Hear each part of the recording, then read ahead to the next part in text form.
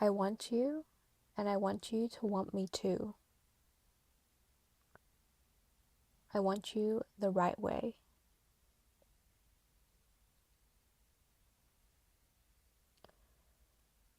I want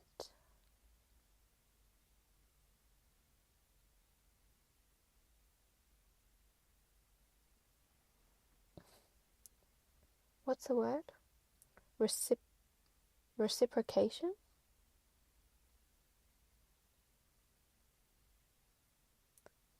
I don't want the scale of one end of a relationship versus the other end of the relationship to be so disparate. I don't want one end to be all the way up in the air and one on the ground. I want there to be an equal weight or about an equal weight. We can move up and down a bit, but it averages out.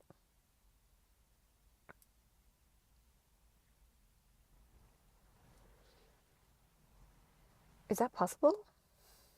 I don't think it's possible.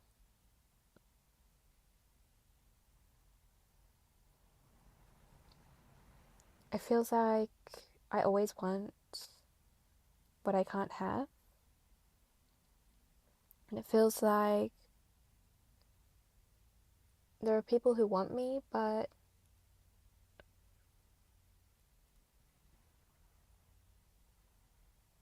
I just don't feel that it's right. I want you the right way. It's not right. It's not.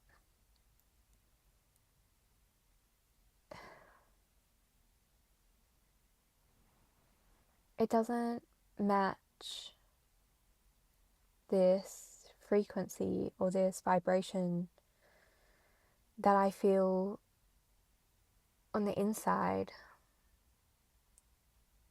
But it's not that I'm searching for them to fulfill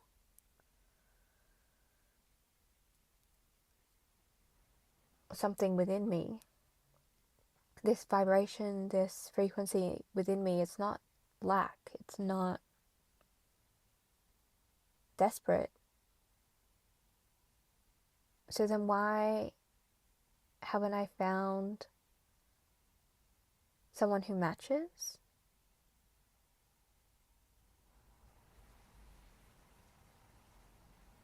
I was going to say the one, but it's not the one because I know that there's not just one match. I know that plenty of people would match me.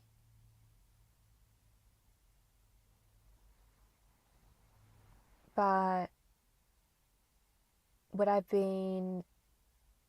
who I've been interacting with hasn't fit the bill. And they're not bad, they're not wrong, but they just don't fit me. I'm getting confused. There's all this rhetoric about date someone you wouldn't usually date because the ones that you usually date are playing out some kind of lack or some kind of trauma. But that's not this, because I haven't been dating. I haven't even found people who would suit that, but maybe my trauma, maybe my lack is, maybe the story that I'm re-experiencing is that there's no one there for me.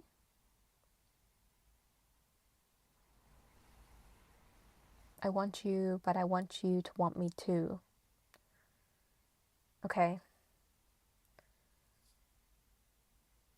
The story, the bind, the karma, it's that the ones that I want won't want me back.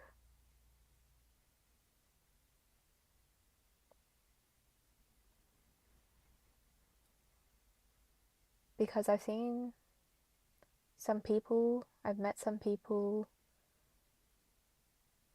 or they're celebrities or they're social media creators or authors or people, some kind of person in the public eye, someone who I've seen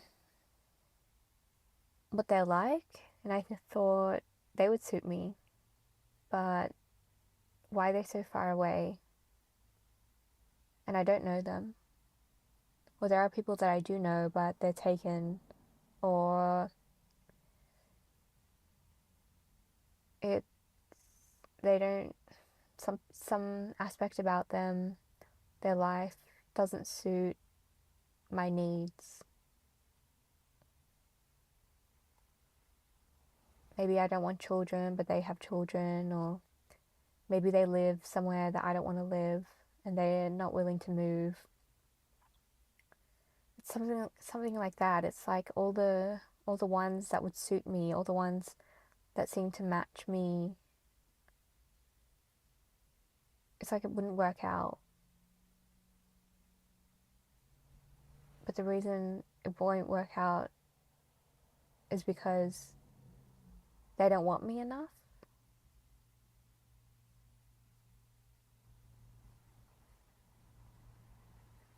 They don't want me enough. What does that mean?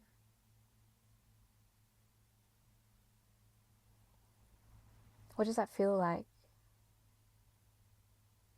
when they don't want me enough? I'm imagining a silhouette of a perfect person. Not a perfect person, but a perfect match for me. It's just a blank silhouette. It's just a feeling. I don't see what they look like. I don't know what they do. I don't know what their age is. I don't know what their interests or their likes or their preferences are. It doesn't matter. I'm just focused on the energy. So I want them, but they don't want me. I mean, I don't know if they don't want me. It's like I haven't even asked them, but I just preemptively feel fear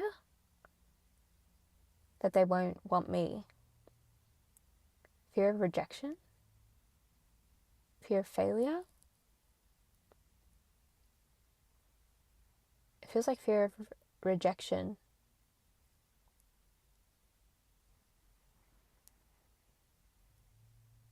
So I put myself forward and I tell them, I want you. And they say, no, thank you. And I feel, sorry, I'm exaggerating. But I feel like I need to run away and hide. I feel like a child, like I'm 6 and I've crawled into this small space and I'm all crouched down, hugging my knees, and I'm rocking, trying to soothe myself.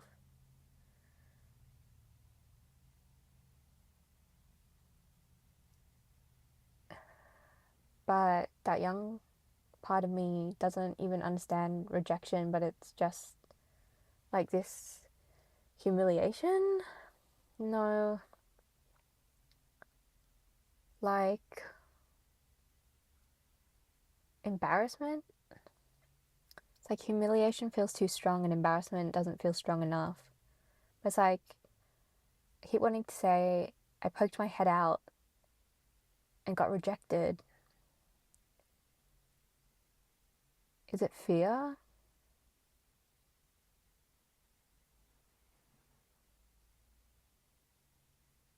Is it that I made a wrong move or I made a wrong judgment? I'm usually so good at tracking people's patterns, people's behaviors. I'm pretty good at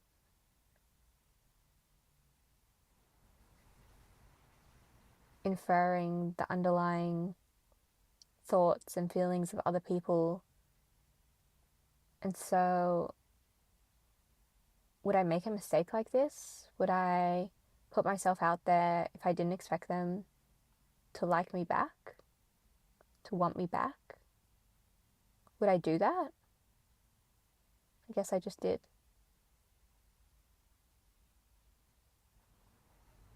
I guess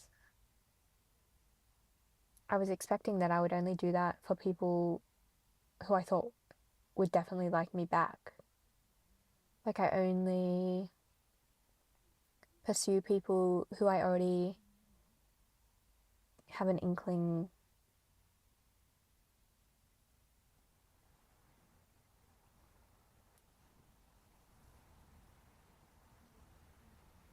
about their desire for me. And so, this embarrassment, this humiliation, it's not even about being rejected by that person, but it's about how did I not calculate that? How did I not foresee the rejection?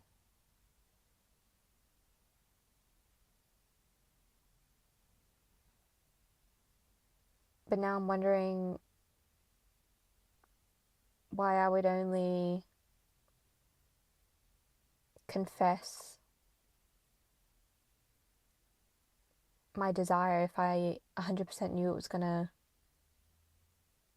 I was going to get the favor back. That feels so rigid. It feels so like dry. It doesn't feel like living. It feels so like I'm seeing paper, like I'm trying to forcibly write down the story, how the story ends. But then I'm like eating the paper. Not really, but it feels like that dryness in the mouth. It feels like, yeah, like why would I say eating the paper? I'm thinking that's so ridiculous. And it's like, it's ridiculous to even try and force this outcome because if I'm interested in someone, if I want to pursue them, why not just pursue them?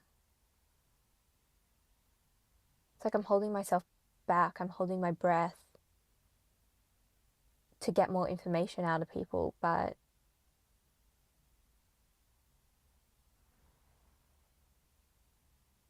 what if that person who's a match for me, what if they're sort of mysterious? What if it's not their style to put their heart on their chest? Their, no, heart on their sleeve? Wear their heart on their sleeve?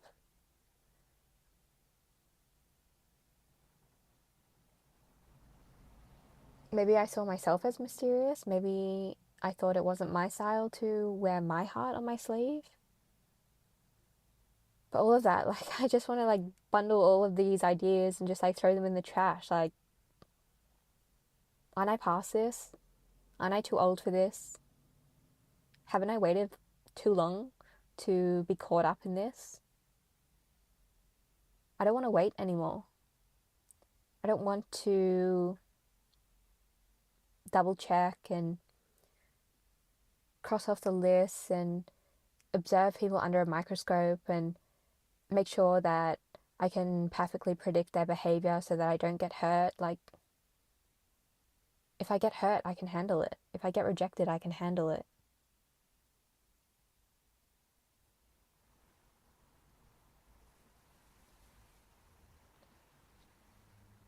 So I see this person, this silhouette, and I confess, I like you, I want you, I want to start a relationship. And they still reject me. They don't want me. Now what? I feel. Now I feel dizzy. I feel kind of drunk, like tipsy, like I'm, gonna faint. Oh no. I'm a bit wobbly. No, I can gather myself again. Feels like a blow to the self-esteem. Like it tipped me off my stand. Why? Because, well, I thought I would get it right this time. I thought that if I let go of the needing to check and the needing to predict the behavior, then it would confirm that I would only go for people who 100% like me. So I was trying to find a loophole for the same behavior. That's quite funny.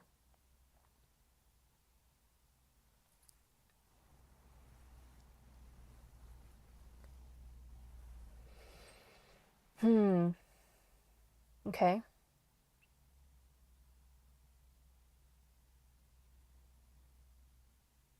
So I really don't want to be rejected. Or I really do. It's not even the rejection.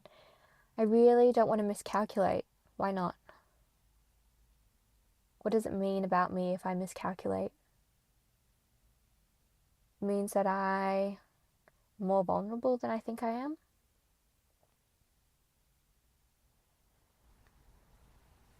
Because even if I get hurt, at least I can see the hurt coming, so I can pre-prepare. I can pre-prepare my building back, my repair of myself.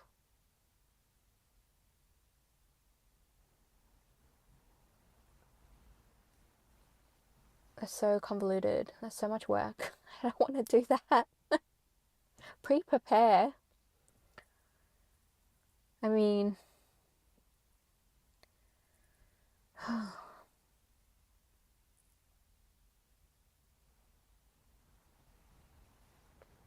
okay. So say I miscalculate and then I can't pre-prepare, then what? Oh, well then I'm going to get really overwhelmed.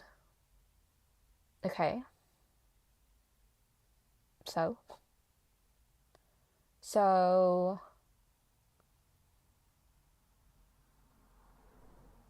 I don't know. Isn't overwhelm really bad? Um, I mean, how many times have you been overwhelmed and yet you're still here? So why don't you go just dive into the overwhelm and see it to the end? Okay.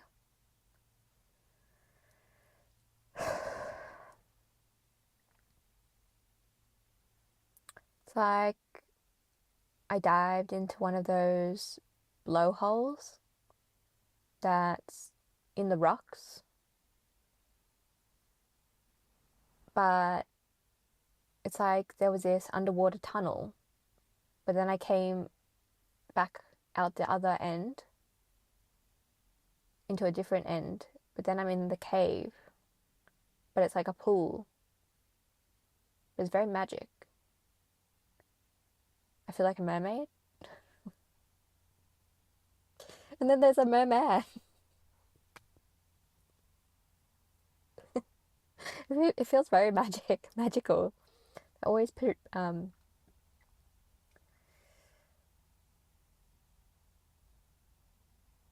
I just lost the word.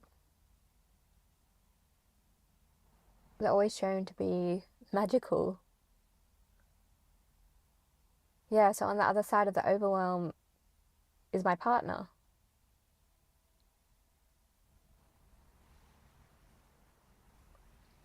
And so I go through the overwhelm. Didn't even last that long. It wasn't even that overwhelming. The overwhelm didn't overwhelm me.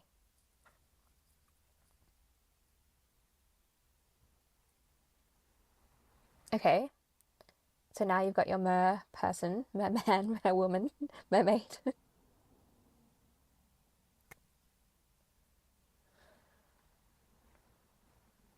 And you tell them you want them and you like them. Now what happens? Oh, now I'm embarrassed and I like put my head under the water. I want to hide and I want to swim away. Embarrassed? I'm embarrassed. I'm blushing. I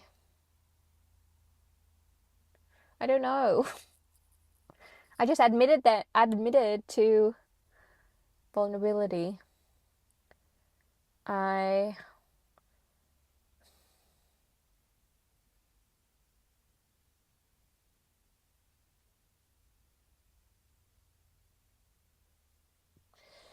I don't really vibe with vulnerability though. Vulnerability, why be vulnerable when you can be invincible? Invincibility and fearlessness, it's possible.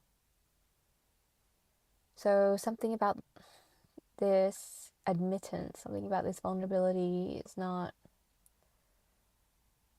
right with me. I think it's like if I take a hit, if I take a blow to the self esteem, if I feel a little bit vulnerable, it's like I'm scared I'm going to be vulnerable forever. Or the blow to the self esteem is going to like push me down and keep me down forever.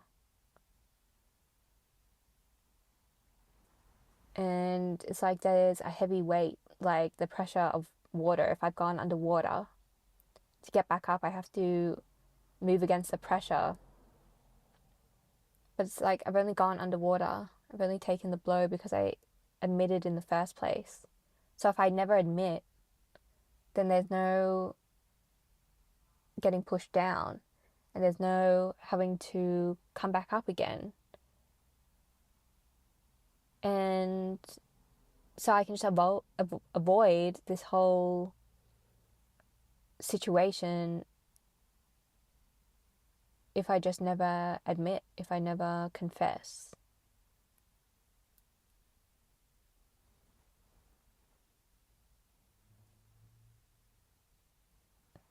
And now I'm even seeing that it's easier if I just don't even admit that I want a partner or I want a romantic relationship or I want some kind of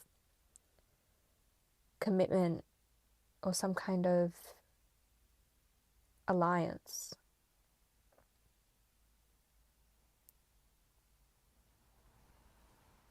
It's easier if I don't even admit that to myself because even admitting that to myself is like taking a blow because the blow is the lack of having it. But even that is so exhausting.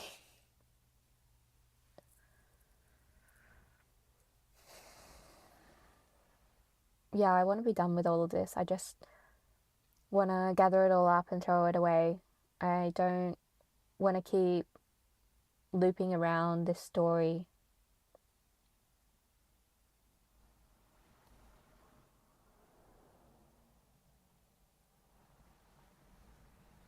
So I guess the story comes back to someone not wanting me.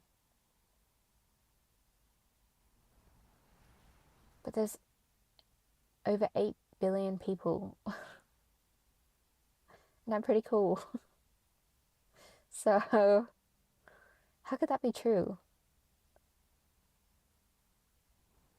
It's not true. I know it's not true. It's just this overwhelm and this ad- admittance and this potential of being knocked down a bit and then having to get back up. It just feels like a lot. It feels like overwhelm, but we went through the overwhelm and it wasn't even overwhelming. So let's ask what those parts need. I don't even have a clear picture of those parts. I don't even know who to ask what they need, but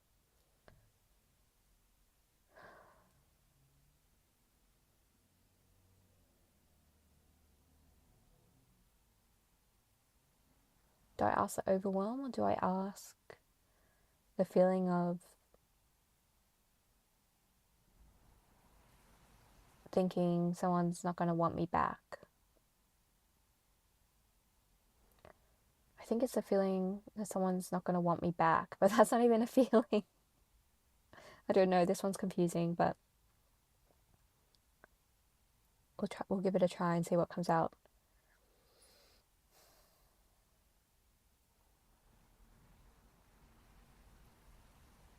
I need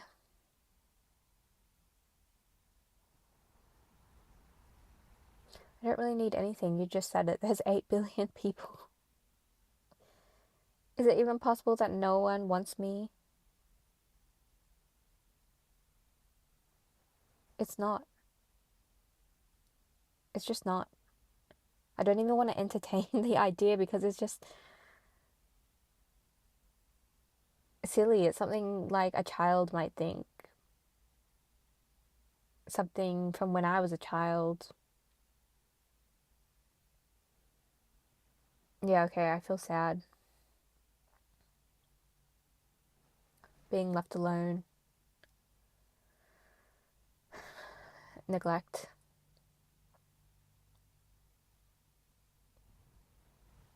I feel neglected.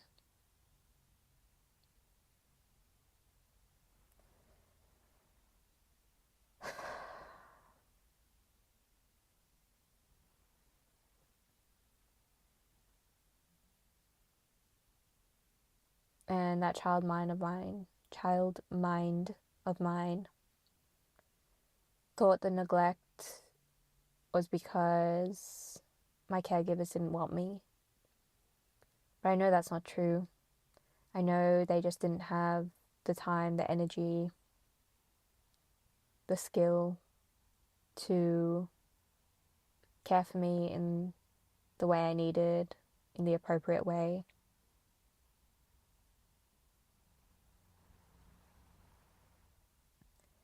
And so I'll ask that neglected child what they need.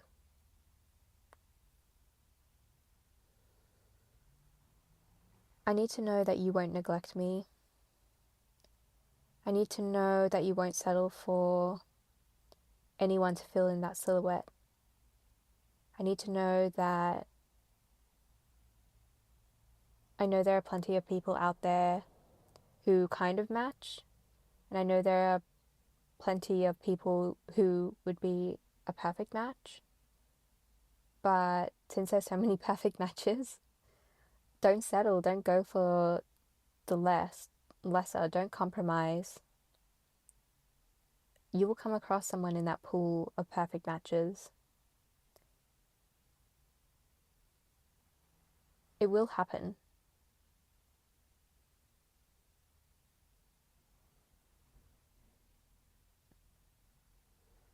And so don't neglect me. Don't neglect what I want. What I want is individualized. What I want is unique. It's unique to me. That's what my caregivers couldn't do. They try to give me what they thought every child needs. It wasn't what I needed. So don't be like that. Don't try and give me the perfect cookie cutter person that the rest of the world, well, only some very loud parts of the world say is the best kind of relationship. That's not what I want. I want my specific type. You know, I'm particular. Let me be particular.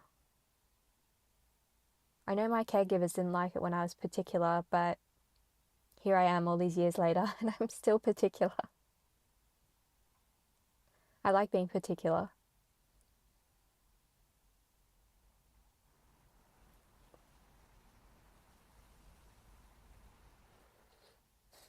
I know you'll give me what I want. And that's a relief. I feel relieved now. And so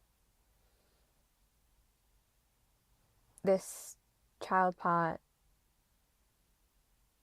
that felt neglected, I'm that child part that felt neglected. And now that you've heard me out, I'm happy to integrate back into the consciousness, integrate back into the big self. I don't need to hold you up and bind you anymore.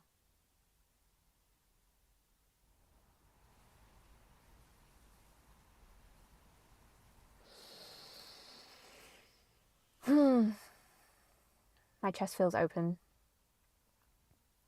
My arms feel open, like I can hug the world. I feel comfortable and I feel safe. I feel relieved. I feel relieved, so relieved. Like, that initial fear was a fear that you were going to force me into some kind of less than what I wanted relationship.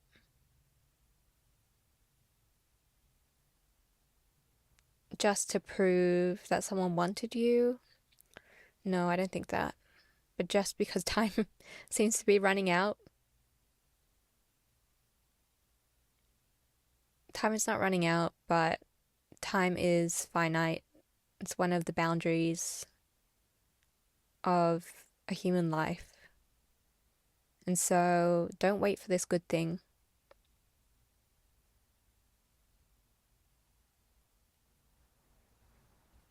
A relationship alliance is a good thing. If you desire it, move towards the desire.